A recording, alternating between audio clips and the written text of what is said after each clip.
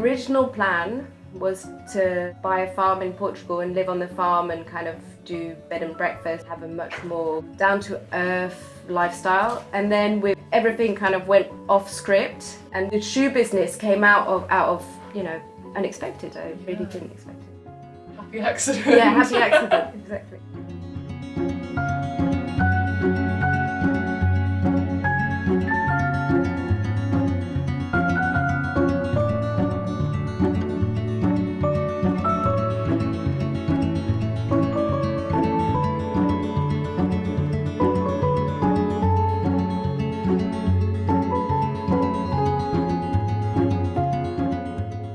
So I started off working in costume, so I was a costume assistant, and I made, I helped make all the clothes for films and get outfits together and everything.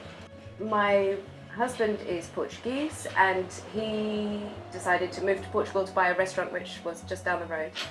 And so we decided to move here, and at the beginning I was still going back and forth between London and Portugal to work in film. And the designer back then that I was working with, Jane Petrie, said to me, you have to make shoes if you're living in Portugal, because it's the place where, where they're really good at making shoes. So that's what I did. I drove around all of Portugal. I got my mother-in-law in the car, and with my really rickety Portuguese, I just went to find anyone who would be willing to make, back then it was medieval shoes. And that's how it started about in 2017. On the first job on the King, I was working as a costume assistant and making the shoes and producing the shoes here in Portugal, so it was still very much a two kind of job situation. After that, we did a series, the Nevers, and that's when we started making the Victorian boots and everything, so that's when it took a real big jump, kind of from just some medieval shoes to like these Victorian now boots that really define who we are here at Atelier. I always loved film. And from a really young age, I knew that I wanted to do costume. I think it was just like, growing up in France and watching a lot of the kind of 17th century dramas and stuff like that, and kind of like Versailles and all of that. I always loved the costumes, and I knew that's what I wanted to do. So I got myself out to university in London, Wimbledon College of Art, and did costume design. And then I worked my way until I made it into the film world. Well, Wimbledon is a art school, so really in my first foundation year, we did a bit of everything. We did sculpture and everything, and all of that was something that I was always really interested in anyway, because my mum's an artist and my dad was an artist as well, so it's not, the apple doesn't fall that far from the tree. Costume design is really artistic, because you're getting inspiration from history, but also it's textures and fabrics and colours, and it's really like painting a picture but with clothes. I love history. a lot. Because of my training in costume design, it's pretty much the same process. So I go back to looking at original models and looking at loads of if I can get my hands on real original models, that's the best, because you can really see, the materials and the stitching detail and all of those things and the shape. But yeah, obviously like photos and anything that, that's the research part. And then I'll decide, if I want to try and make something that's kind of, that works for more than just one decade, because it's better to try and, if I can, make a style that kind of like, it's a bit 20s, but it's also 30s, then it's kind of a bit broader, and it can be used in more productions and for more people who like to wear, various styles. Started in my spare room a little bit as a kind of, not as a joke, but as a really relaxed kind of thing, not expecting much, only supplying film industry at that point, I think. A lot of people were very interested in being able to purchase these boots. So that's when we kind of really started to sell a lot more and to send all over the world. And yeah, I had to learn all the ins and outs of shipping and export, and which is very exciting. But yeah, it was essentially just me and my sister in my spare room at home.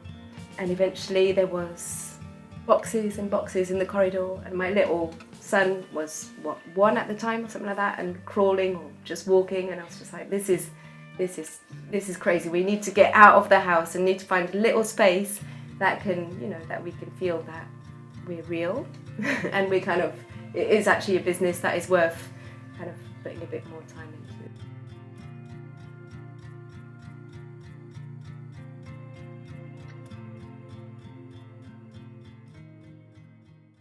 I was really lucky because I went around a lot of shoemakers, a lot of factories, a lot of people kind of didn't know what I wanted and they didn't really understand who's this little blonde chick speaking half broken Portuguese asking me to make like medieval shoes. So just, that's nice, but no thank you. And then eventually I found this, it's hard to call it a factory because they're three of them. It's a son and his parents, and I think they have they have the cutter that comes in once in the morning, and now they've got a stitching lady, so no, they're a few more now.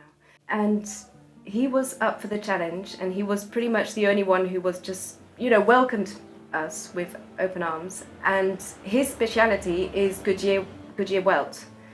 So a Goodyear welted shoe is, as opposed to being glued, it's stitched, the sole is pretty much stitched on 3 times, essentially. And the whole construction of it means that you can have the shoes resoled for a really, really long time until basically the uppers are knackered. When your uppers are gone, that's it. When the actual leather is gone, that's it. But yeah, the sole can be replaced forever and ever and ever. And that really kind of struck with me that, well, first of all, that there was such a genuine, lovely family making, these boots in such an honest way. And, they really care about what they do. His parents could be retired, but they still come into work every day, It's a real kind of like labour of love thing. And really the thing that, these shoes are made to last and made by this family for generations and generations is really kind of, that's the honesty that we're trying to convey in our product. We make a lot of our Goodyear shoes, all the Victorian kind of models, and, the work boots are all made with him. And then we do some very kind of artisanal handmade shoes with another artisan in the same area, and he makes more kind of medieval things. And then now we've started to work with a few other places, so we also make espadrilles in Portugal as well, in a small, same thing, kind of very small workshop, all handmade as well. And then we've taken a big step with starting to work with a bit more of a professional workshop in the north of Portugal to make everything that's high-heeled, because we couldn't do it with them. There's some things that just don't work with certain makers. And then, we've got the clogs as well, so we work with a clog man. I love clogs, I saw them in the window, I love them. And that's, again, the amazing thing about going to these places is that you can't find them online, you just have to drive around, and that's when you find these producers. And the clog man works in this tiny weeny little workshop, and there's cats running around everywhere. And it's the same, so his dad taught him how to make clogs, and before his dad it was his granddad, so it's really a kind of a real ancestral thing. And in most of our makers, actually, it is the case that the dad is still sometimes helping out and things like that. So it's really genuine. It's a really, really cool boot because these are only made to order, and obviously they're the Goodyear welt, so they're stitched soles, so they should last a long time. They're inspired by a 1930s kind of aviator style boot, and the great thing about these is that we can make them in different calf heights, so for different people's heights, and calf width, so we can adjust the patterns accordingly to someone's measurements. But yeah, this is just kind of something that I think is really great because it's what this small batch production allows us to make. We can make one pair of boots for that person in whatever colour they want, to their measurement, to their heights, to try and include everyone so that you don't have to buy something that's off the shelf and that doesn't fit. And you know exactly where it's come from and who's made it. Exactly. Yeah. So that's one of my favourite ones. This is, I keep here all of my samples. So this is our best-selling round toe lace-up boot.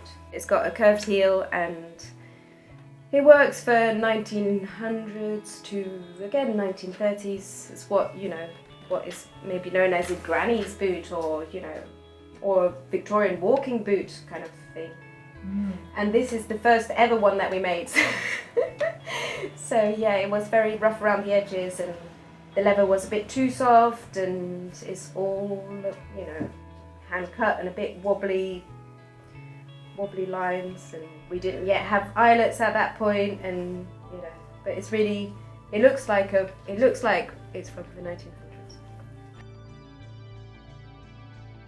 So some of the films that our shoes have been in, and some other films that I worked on. So for example, Suffragette was the first film that I ever worked on, and our shoes were nowhere near existing back then. When I left London, a lot of people knew me. It's a small industry, so everyone knows each other. So it's like, oh, Jo Bay's making shoes now, so So that's how it started, and then eventually more and more designers and design assistants get in touch with me, and they're not people that I know necessarily from that those contacts. Now we're working with a production in New Zealand, so that's a lot further.